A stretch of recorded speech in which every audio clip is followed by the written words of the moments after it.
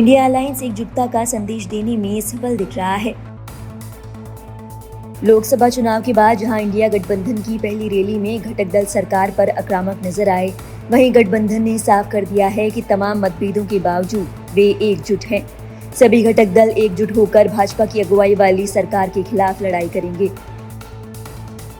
राजधानी के रामलीला मैदान में रविवार को हुई लोकतंत्र बचाओ रैली इंडिया गठबंधन की तीसरी संयुक्त रैली थी। इससे पहले गठबंधन पटना और मुंबई में रैली कर चुका है। इन दोनों रैलियों में इंडिया गठबंधन के चुनिंदा घटक दल ही शामिल हुए थे। वहीं दिल्ली रैली में लगभग सभी घटक दल मौजूद रहे। सीट बंटवारे को लेकर आपसी नाराजगी के बीच ये बड़ा संदेश है।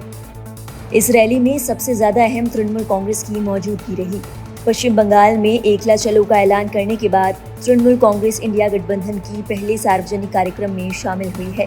तृणमूल कांग्रेस नेता डेरेक ओब्रायन ने इस बात पर खासा जोर दिया है कि टीएमसी इंडिया गठबंधन का हिस्सा है।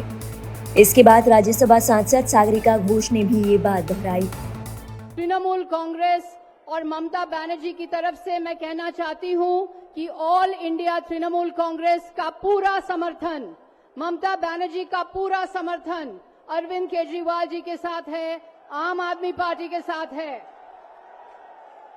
मैं ये भी दोहराना चाहती हूं कि ऑल इंडिया तृणमूल कांग्रेस पूरी की पूरी तरफ से हम इंडिया अलायंस में शामिल हैं। हमारे अध्यक्ष ममता बनर्जी आज सभा में नहीं आ पाई क्योंकि उन्होंने आज से ही चुनाव प्रचार शुरू किए हैं, पर मैं उनकी तरफ से ये कहना चाहती हूं कि ऑल इंडिया तृणमूल कांग्रेस पूरी की पूरी तरह से इंडिया अलायंस में शामिल है। ये लड़ाई सिर्फ दिल्ली की लड़ाई नहीं है, ये पूरे देश की लड़ाई है। तानाशाही के खिलाफ लड़ाई है। मोदी जी की झूठे गारंटी, मोदी जी की गारंटी जीरो वारंटी, इसके खिलाफ लड़ाई है। हम जानते हैं कि आम आदमी पार्टी और अरविंद केजरीवाल जी के सामने एक बहुत बड़ी चुनौती है।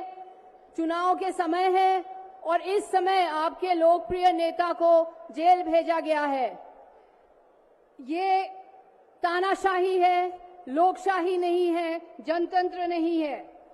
मोदी सरकार के पास एक यंत्र है जो विपक्ष को कुचल रही है और इसका नाम है ईडी। ये है दुनिया का सबसे बड़ा वॉशिंग मशीन। एक विज्ञापन था निरमा पाउडर का, जो दूध सी सफेदी निरमा से आए।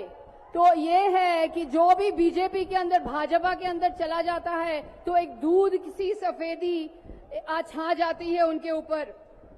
मैं ये कहना चाहती हूं कि इस तरह की राजनीति जहां एक व्यक्ति के पास अधिकार है, एक नेता, एक दल, एक पार्टी, एक व्यक्ति, ये राजनीति हमारा सामाजिक ढांचा और फेडरल स्ट्रक्चर को खत्म कर रहे हैं। रणनीतिकार मानते हैं कि तृणमूल कांग्रेस की मौजूदगी से ये साफ है कि स्थानीय स्तर पर भले ही चुनावी गठबंधन नहीं हो पाया हो, पर सरकार के खिलाफ लड़ाई में सभी दल एकजुट हैं।